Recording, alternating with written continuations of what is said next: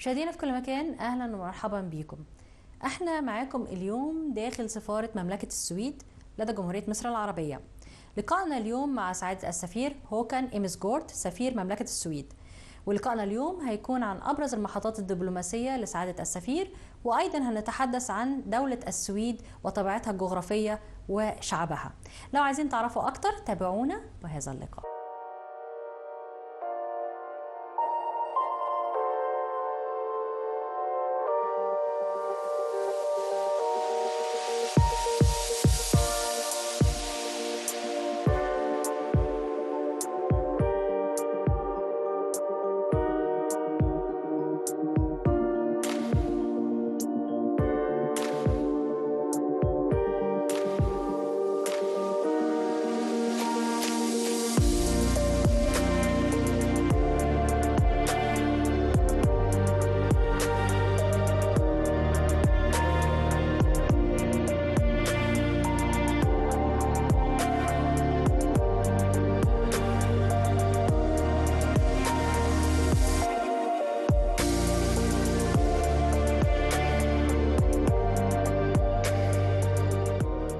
مشاهدينا في كل مكان، بيسعدنا ان يكون في ضيافتنا اليوم سعادة السفير هوكان إيمسجورد سفير مملكة السويد لدى جمهورية مصر العربية.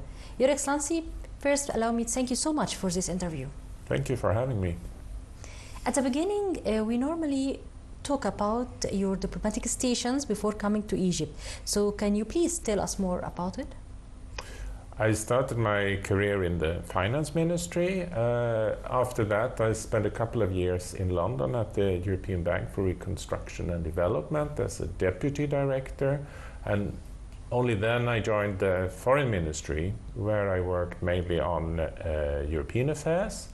So I was what would be correspondent maybe to assistant minister for European affairs.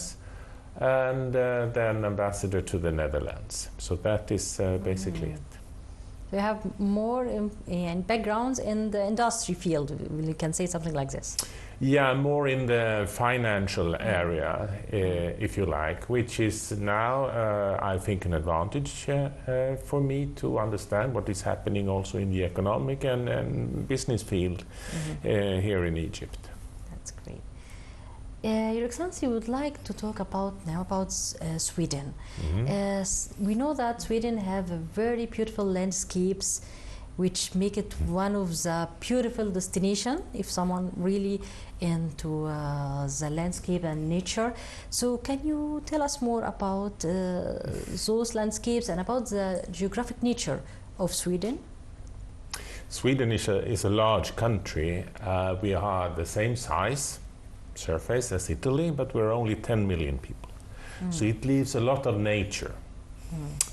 So you can experience this in a way where you can be totally alone, out in the nature. You can do hiking, you can go with your bicycle, you can do canoeing. We have vast areas in the north of Sweden where we have a landscape which is unique to Europe. So if you want to experience the nature, the forests, the lakes, this is highly recommendable. It's very nice. And what about the North Lights, which is Northern very famous? Lights, yes. If you go far up north, above the polar circle, and if you're lucky, because luck is also necessary for this, you will see the Northern Lights, which is absolutely unique natural phenomenon. But there are also many other things to experience there. If you go there in the winter time, you can visit the Ice Hotel, which is a building all built in ice where you can stay the night and experience conditions that are very different from those that you have here in Egypt, I can promise you. I would like also to know more about the position of Sweden on the map, the countries around it, and the people around that already have an influence on Swedish people also. We are part of Scandinavia, we are part of Northern Europe, so we feel very close to the other Scandinavian countries, to Finland, Norway, Sweden. We share language with those countries, and we share also history and culture. But I would also like to say that on the other side of the Baltic Sea, we also have 3 Baltic countries, Estonia, Latvia, and Lithuania, which we also share a common history and experience. So we feel very close together with the other countries in Scandinavia and around the Baltic Sea. 2010, Stockholm, the capital of Sweden, were nominated or declared as a green city, and still until now having this title. So how could you do it? How did you manage to keep it until now, Kaman, especially? I think this explains by our will to live close to the nature. So even when we moved to Stockholm, who is the capital city and the largest city of the country, we want to live close to the nature. So we have arranged this in a way that we have huge parks, green areas in Stockholm. So even if you live in the city, you will always live close to a green area. And this is the way that the Swedish people prefer to live, to have access to the nature all the time and very close to where they live. That takes us to a very important question about the Swedish people, the traditions, the custom. Can you give us an idea about them and describe how they live and how is the atmosphere inside the families' houses? Swedish people like to celebrate the family holidays. I think this is the most important feature. So we have some that are more important than others. One which I like to talk about is the Lucia celebrations, which is on the 13th of December. It's in the darkest part of the year. So if you are in Stockholm, the sun will rise maybe at 10 o'clock and it will go down at 3 o'clock. So you only have a couple of hours of sunlight. And in this, the darkest time of the year, we have the lady with light in her hair called Lucia. Lucia is actually a Catholic saint from Sicily. And this is an Italian tradition merged with ancient Swedish folkloric tradition. Some features we borrowed from other European countries, such as Germany, and we have this fantastic mixture where early in the morning of the 13th of December, Lucia comes with the lights in her hair and visits all the workplaces, all the schools, all the hospitals, all the institutions in Sweden. And it's something that every Swedish person is taking part in this. You do it in the family, you do it in the workplace, you do it wherever you be. So this is something that we also celebrate here at the embassy every year with, of course, Swedish people, but where we also invite Egyptians to share this tradition with us.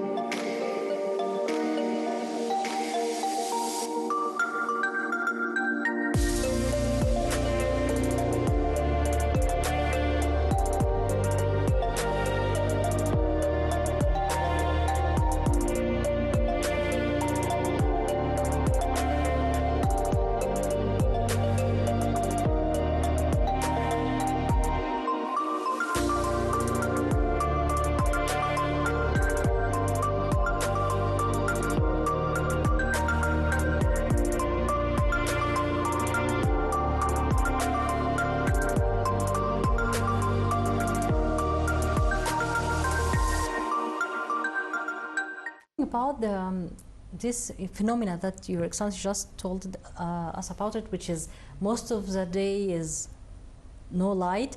How did it affect the people in their work and industry field and economy? How could you really manage to achieve a good economy, a high economy, with an atmosphere like this? Well, we have a dark part of the year, and then we have a light part of the year where we have the long white evenings in the summer. So we are sort of compensated for this darker time. I think that we are very rather disciplined people. We are Protestants, you know, and Protestants tend to be very dutiful. So this is something that we work on. But of course, if you go to Sweden in the beginning of the year, if you go there in April and May, where the spring comes and the sun comes, you can see that people are very happy when they see the light and the sun and the warmth and all these things. Talking also about the people, I would like to know more about the handicrafts that distinguish Swedish and the industries that really it's very important in Sweden country. And Sansi, I would like to know more about the industries that distinguish Sweden. I think here we have a similarity with Egypt because we are both engineering countries. We are producing things and we are innovating things. So if you look back in our industrial history, it's characterized by technical innovation in the automotive industry, in the telecom industry, in the health industry, for instance. And that is why also in different international rankings, you can see that Sweden is ranked maybe number 1 or number 2 when it comes to the most innovative countries in the world.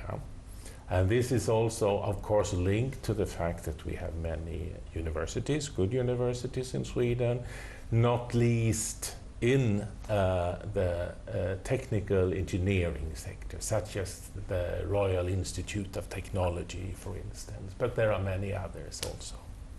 Speaking about universities and science and these things, and of course mentioning the name or having all this interview in the Kingdom of Sweden, we have to talk about the famous scientist Alfred Nobel and the Nobel Prize, which is a dream of all the scientists all over around the world. So can we know more about this prize, please? And I would like to know why or how it become so important to all the science around the world. Yeah, it's very interesting if you look at what kind of person was Alfred Nobel. He was an entrepreneur, an industrialist, and an innovator. His most famous innovation is dynamite, which changed a lot of industry worldwide. And what he said is that I want to reward those things, those innovations that has done the most good for humanity, contributed to the development of humanity. This was his idea. So we have arranged this prize now for more than 100 years.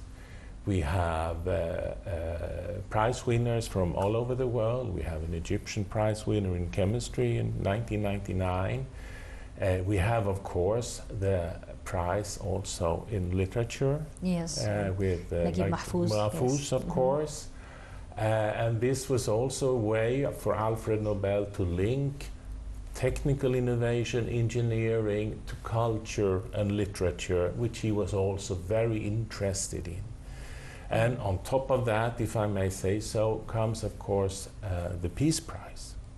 Because Alfred Nobel was very interested in how could we achieve peace in the world, how could we do that through various meetings, conferences, and so on. So he felt strongly about this, and that's why we are so happy that every year on the 10th of November we can celebrate the Nobel Day in Sweden. We can receive all the winners from all over the world, and this of course also becomes a celebration for innovation, technology, culture, and also peace. So for us it's really an honor for us to have this heritage. We had also the peace, Anwar Sadat, President, the late President Anwar Sadat, he had a peace prize. Yes, that's right.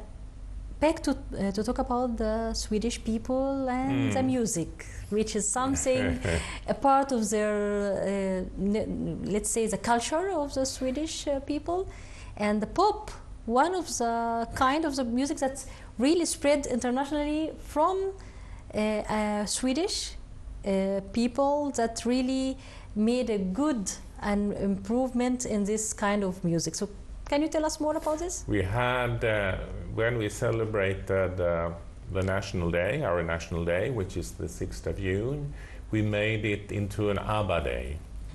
So we had a fantastic Egyptian cover band playing all the ABBA songs, and we had about 1,000 guests here in our garden in the residence, and I was amazed that everybody knew the songs. Egyptian people, other people who came to us, they all knew the songs, they all liked it, and we had a great celebration of this.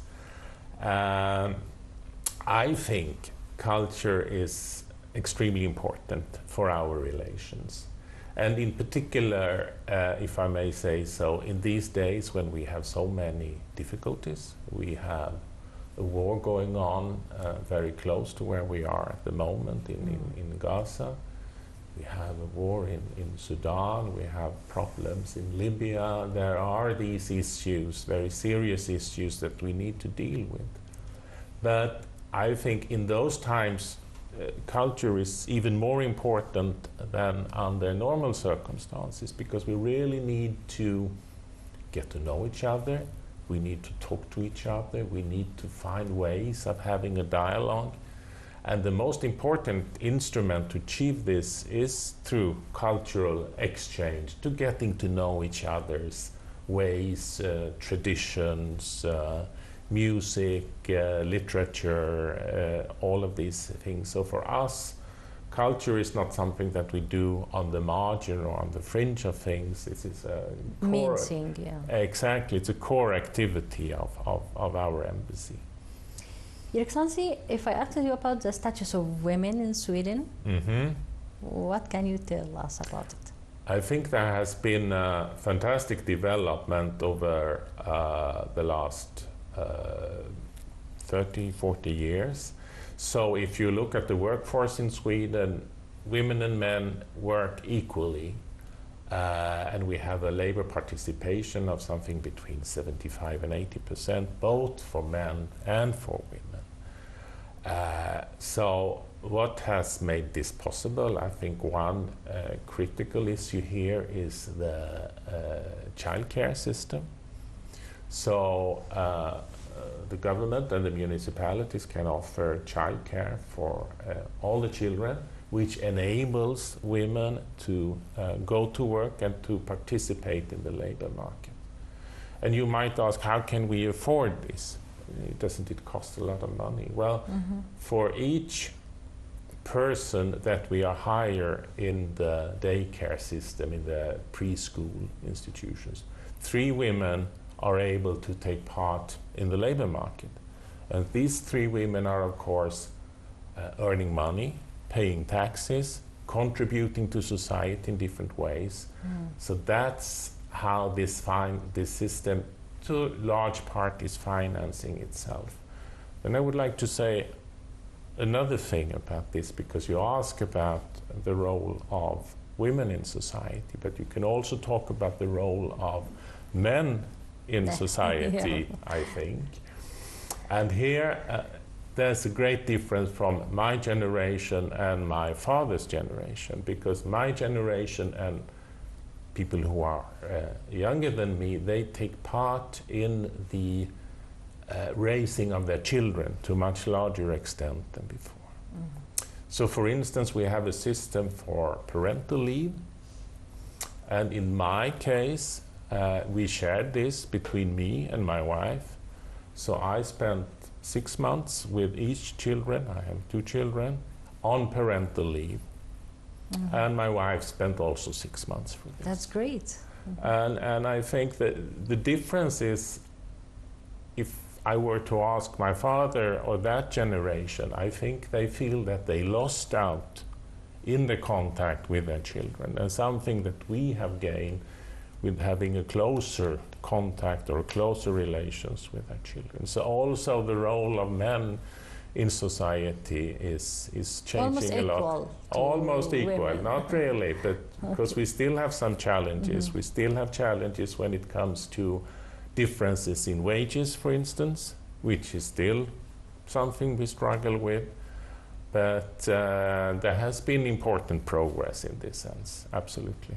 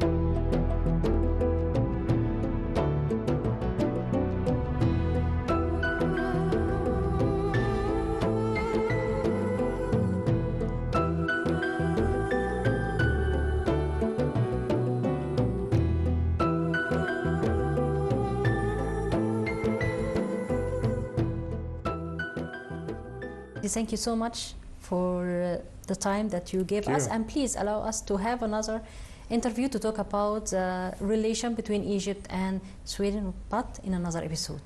Thank you very much. Thank you. مشاهدينا في كل مكان، وبكده انتهى معاكم لقائنا مع سعادة السفير هوكان إمسكورد سفير مملكة السويد لدى جمهورية مصر العربية. بتمنى ان يكون اللقاء افادكم في كم المعلومات اللي انتوا استفدتوا من خلالها وعرفتوا من خلالها اكتر عن مملكة السويد، واشوفكم على خير ان شاء الله في لقاء اخر.